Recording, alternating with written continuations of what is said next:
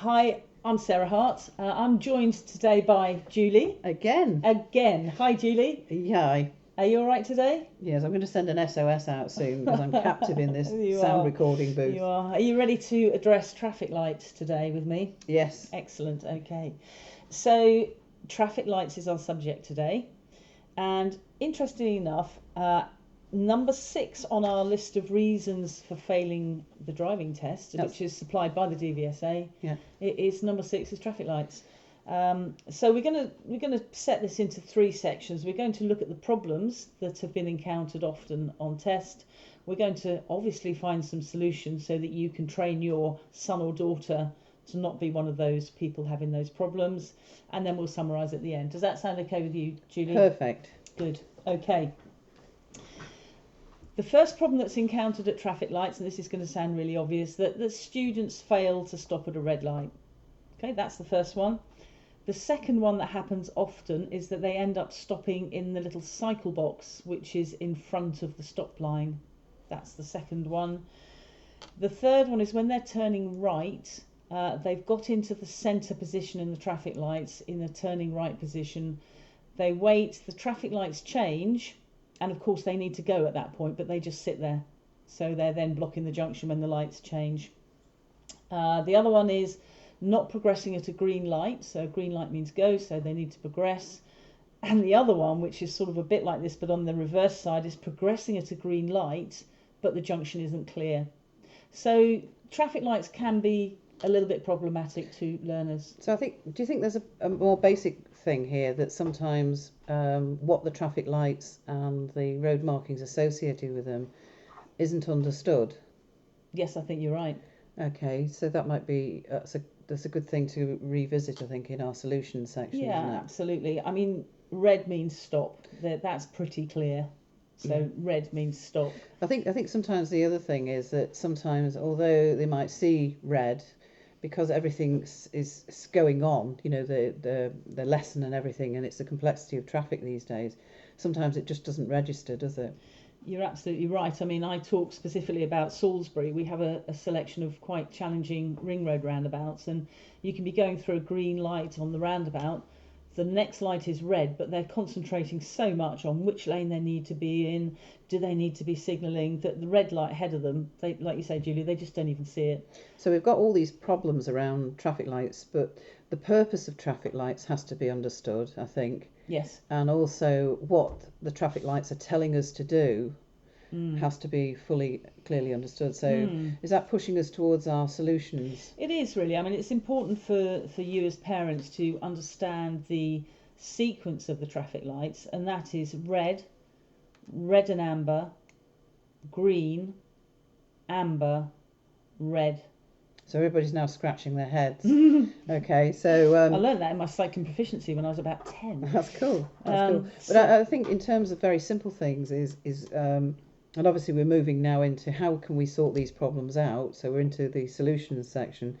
Is actually getting to understand what the signs are saying that we must do, and it's important for the supervisor to be able to understand that before they can help the student. Yeah, I agree. So if we can just look at what the colour of the traffic lights mean, and I'm sure you parents will all know this. Red means stop. That's a very simple one. So you've got to get your eyes up and look at the next traffic light. Red and amber means still stop. You're already stopped. Red and amber comes on. That means it's going to be changing to green. So it's prepare, if you like, but you can't go through on red and amber. Red and amber. Green essentially means go, but then we have a little bracket after it which says if it's safe. So it's not always safe to go on green because, like I said before, if you end up blocking the junction, you shouldn't have progressed on the green. Then after the green we have another amber. Now that amber precedes the red, and that amber means stop. But then again we've got a little bracket afterwards which says if you can do so safely. So if you're driving towards a green light and you've noticed it's been green for a while, you should already be starting to plan and anticipate that light is going to change. So it's a rear view mirror check, and just coming off the gas a little bit, just slowing down. ready for that light to change, so that then if it goes to amber, you can stop at that amber. However, if you're right on the stop line and that light suddenly goes to amber, then it's going to be safer to proceed. So in your test, and this is quite often an area of confusion for parents, in your test you could fail your test for not stopping at an amber, and you could fail your test for stopping at an amber. So it's all about the planning and preparation that you do on approach to that potential change to amber. So could you just go over the sequence again, because it's... Yes, the lights are red. Which means stop. Yes. Red and amber. Which means stop. Yes. Green. Green on its own means go, but if it's safe to go, so... Yeah, red and amber, green. Amber. Amber, stop, unless it's not safe to go. Stop unless it's... Yeah, stop if you can. You should stop on an amber because it's preceding the red. Okay. So if you rush towards the lights thinking I can get through here and it's going amber, if I put my foot down I can get through, that's entirely the wrong approach. So it really is about thinking about your mindset, is about looking ahead in order to anticipate the lights are potentially going to change to stop. Yes. Yeah. Exactly that. So as a supervisor you have to be ahead of the student, so the student's probably only going to get sort of that kind of understanding later when they're more mature as a driver. Yeah, exactly. And I mean, on approach to the traffic lights, I'd be asking my students, what colour is the light now? How long has it been that way? Might it change? Could it change? What are we going to do to prepare for it changing? So you're really prompting them to think about what the lights are doing, what stage they're at. Yes. Are they at red, stop, amber, stop, or green? Or was it amber and green? Red and amber, green, amber, red. Yes, exactly. So it's just planning and anticipation. So hurtling towards a green light that's been green for a while and it changes to amber, but because you haven't checked your rear view mirror and maybe eased off that gas, you can't stop. But if you'd thought about it and eased off that gas, then you would have been able to stop at the amber. And I reiterate, if you're absolutely on the line and it changes to amber, do not slam your brakes on, because that will be a serious error in your test and you'd fail because it's dangerous. Because somebody might go to the back of you. Yeah, you're causing other traffic to react badly. Yeah. Okay, so we'll revisit that in a minute again, because I'm sure some people are still scratching their heads about the sequence. Yeah. But actually, in terms of the more specific moves, when we're going left, right, or straight ahead, I've got a sense there was quite a few problems around each of those, actually. Yeah, exactly, and that's shown up, isn't it, on the DVSA report. So what might be useful is if we take each direction in turn, starting off with how we turn left. At traffic lights. At traffic lights. Yeah, okay. So on approach, it's going to be mirror check on approach because we're going to be changing speed. If we're turning left, we're going to be checking our left dormer as well before signalling. So we've got our MSPSL routine being embedded here, of course. Position, look at the road markings. There might be a lane only for turning left, in which case that's the lane you'd take. Okay. But if there's only one lane, you'd stay in that lane. So if you're coming up to a green light, you should be able to progress. But look into your new road. Look where you're heading and make sure there's no obstructions or blockages there. And this is one of the test criteria that some people fail on, is that they think green means go irrespective, and it's wrong, isn't it? It is, yeah. You've got to make sure that you've got somewhere to go to through that green light. Okay. And another little tip is just make sure as you come through that green light, you always glance left and right to make sure that nobody's coming through a red light. Okay. Okay, so for example, emergency vehicles or somebody whose brakes have failed. Yeah, I think we'll do a separate one on how to respond to emergency vehicles. I absolutely agree. That would be super. Okay, so turning left is reasonably straightforward. Yeah. So let's look at what happens when we're following the road ahead. That's going straight on. Straight traffic ahead. Lights. Okay. Yeah. Again, we're going to respond to the colour of the light. If it's red, we're going to stop. We're also going to look at road markings. You might have a dedicated lane for ahead. It might just be one lane, in which case you position yourself in that lane. Very often you'll have cycle boxes in front of the stop line. It's your job to stop behind the stop line. You're not on a bike, so you have to stop. You mustn't encroach into the cycle box. And actually that's mentioned as one of the key failure points, isn't it? They go into the cycle box and then stop. Yeah. So again, if you've got your green light, provided your exit is clear, so provided the road ahead is clear, then you may proceed with caution, as always, through the green light into the new road. So you've really got to be looking ahead, and the supervisor Yeah. has got to be looking ahead to say, Yeah. what are the lights doing? If it changes and I need to stop in the right place. Yes, So exactly. not in a cycle box. Yeah, exactly that. And irrespective of it going green, I've also, whether I'm turning left, right, or going straight ahead, I've got to be clear that there's somewhere for me to go. There's not an Exactly. obstruction ahead. Yeah, because if you don't look ahead and you progress forwards on green and then you look up and there's a traffic jam, you're stuck in the middle of the traffic light. But And you potentially fail your exam at that point. you would, especially if the traffic lights left and right change to green, you're actually sitting right in the middle of where you don't want to be.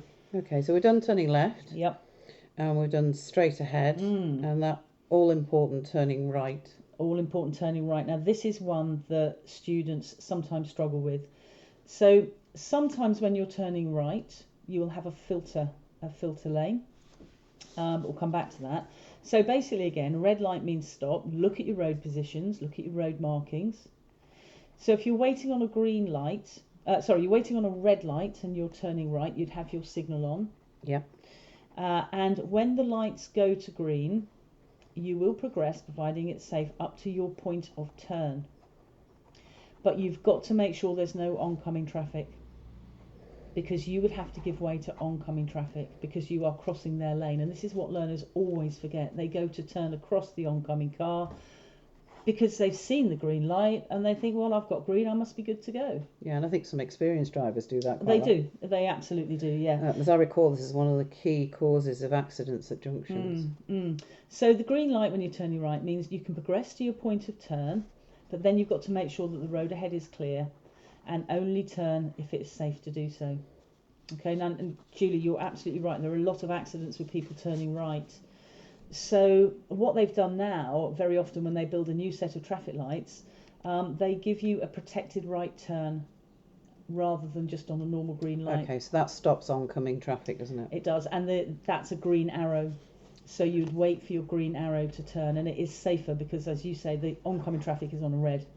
So you've got your own little right turn. So again, as a supervisor of a learner, it's really important for you to know when you've got traffic lights with filters and arrows, what that means. Yeah, exactly. So look for the arrow. The green arrow means you should, and we always say should, be able to progress. But you've always got to be cautious about turning right. Yes, well, and left. You know, if you get an arrow, you should be able to follow the arrow, but have a look and make sure it's safe. So we talked about getting to the point of turn on a right turn. Is that the front bumper again, in line with the centre of the road that you're turning into? Right, that's a really good question, and the answer is no. Oh, right. Okay. Weirdly enough, because there's more expensive tarmac at crossroads with traffic lights, your holding position, your point of turn, would be further back, because the turn that you make is more sweeping.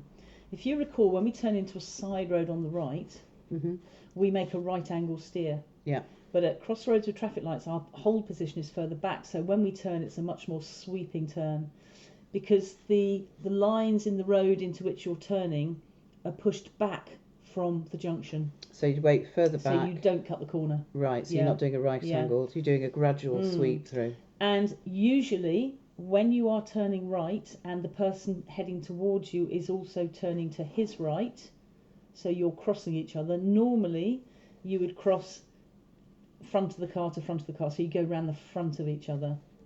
Okay, because your point of turn is further back. This is a little bit complicated. But always look out for road markings. Now, I'm right in saying that on the Skill Zone website, when that's launched, there's some video materials. Yes, there will be video, which will help clarify that. And I think visually seeing that, will be useful. So, okay, that's cool. Does that make sense? Yeah. Yeah.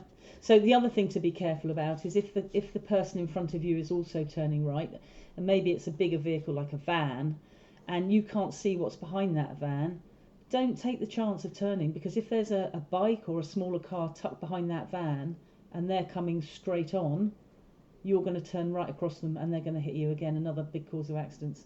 So make sure that you've got good vision of that road that you're crossing before you make your turn. Okay. But equally don't hang around too long. So if the lights ahead of you have changed, so in fact your light behind you has gone to red, you're in the middle, you need to go at that point. Okay, providing it's safe to do so. Yes, exactly. But everybody will have stopped. All the lights will be on red for a few seconds before the other lights change. So that's your point to get out of there. Okay, so is there any other on the specifics? No, I don't think so really. I think, as you say, the videos will embed and help understanding. Yeah, and just for listeners, the resource centre with the videos is going on live at the end of this month.